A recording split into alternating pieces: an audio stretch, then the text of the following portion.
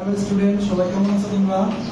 আজ আমি ফাইনাল ইয়ারের একটা বই আছে, তোমরা অনেকে হয়তো ভুলে গেছো। বইটার নাম রিসার্চ ম্যাথোলজি।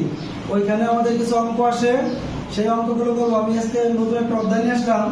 অধ্যায়টার নাম হাইপোথিসিস টেস্ট, অথবা একে এইভাবে বলা যায় টি টেস্ট অ্যান্ড জেড টেস্ট। এখন হাইপোথিসিস টেস্ট কাকে বলে? Hypothesis is an assumption about unknown population parameter. এটা হাইপোথিসিস, যেহেতু এটা আমাদের ইংলিশে লিখতে হবে, কিন্তু এখানে বাংলার কিন্তু কোনো সুযোগ নাই।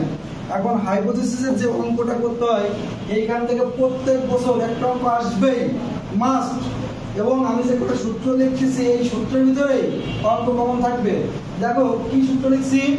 এক নম্বর লিখছি, একটি নমুনার ক্ষেত্রে সূত্র হবে একটি নমুনা যেটাকে জেড, আমরা কি দিয়ে প্রকাশ করব? জেড দ্বারা। এক্স বার মাইনাস, এটাকে মিউ বলা হয়। এটাকে কি বলা হয় ম্যাথের ভাষায়? Mu. Divided by standard deviation ভাগ রুট ওভার এন। দেখো এই মিউ মানে কি? পপুলেশন মিন কে মিউ বলা হয়, আমি লিখে রাখছি। এখন আসবো অঙ্কে যদি মিন, মিন শব্দের অর্থ আমরা জানি গড়। স্ট্যান্ডার্ড ডিভিয়েশন, স্ট্যান্ডার্ড ডিভিয়েশন মানে কি? সিগমা দ্বারা প্রকাশ করি। ও total number N, total number N দেওয়া থাকে, তাহলে সূত্র হবে কি? সূত্র হবে জেড সমান X bar 1 minus X bar 2 divided by sigma square 1 ভাগ এন 1 প্লাস সিগমা স্কয়ার 2 ভাগ এন 2। দেখো এইটা সূত্রটা হবে যখন এন এর মান 30 এর চেয়ে কম হবে, তখন জেড দ্বারা সূত্রটা লিখতে হবে। তখন কি দ্বারা লিখতে হবে? জেড। এবং এই একই সূত্র টি দ্বারা লিখতে হতে পারে। কখন লিখবো?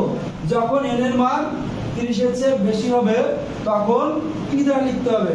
সূত্র কিন্তু আমার same, x bar 1 minus X bar 2 root over sigma square 1 ভাগ এন 1 প্লাস সিগমা স্কয়ার 2 ভাগ এন 2। জেড এর বলা হয় নরমাল টেস্ট, আর টি দ্বারা বোঝায় স্টুডেন্ট টেস্ট ভ্যালু বোঝায়। এখন আমি বাকিটুকু দেখো। স্টুডেন্ট দেখো 3 নম্বর সূত্র, অঙ্কে যদি মিন ও স্ট্যান্ডার্ড ডিভিয়েশন দেওয়া না থাকে, তাহলে সূত্র হবে z সমান p1 minus p2 divide by p into 1 minus p into 1 ভাগ n1 প্লাস 1 ভাগ n2। এখন p1 আমরা কিভাবে করব? x1 ভাগ n1, p2 x2 ভাগ n2, আর p বাই করব এই দুটাকে যোগ করে, দুটাকে ভাগ করে যাচ্ছে কি, অর্থাৎ x1 প্লাস x2 ভাগ আছে n1 প্লাস n2। দেখো কিছু মুখস্থ জিনিস আছে, আমরা একটা শীট আছে, শীটটা নিব না, এই জন্য মুখস্থ কিছু ফিগার আমি লিখে দিচ্ছি। কি কি আছে? 5% সিগনিফিকেন্ট লেভেল যদি বলে z সমান প্লাস মাইনাস, কারণ এখানে প্লাস মাইনাস এর অর্থ এরকম, নেগেটিভ হতে পারে, পজিটিভ হতে পারে, ঠিক আছে? 1.96 1% সিগনিফিকেন্ট লেভেল যদি বলে z সমান প্লাস মাইনাস 2.58। দেখো কমেন্টটা কি লিখতে হবে? Null, null hypothesis is rejected, alternative hypothesis is accepted. এখন কখন এটা লিখবো, কখন একটু ঘুরে যেতে পারে।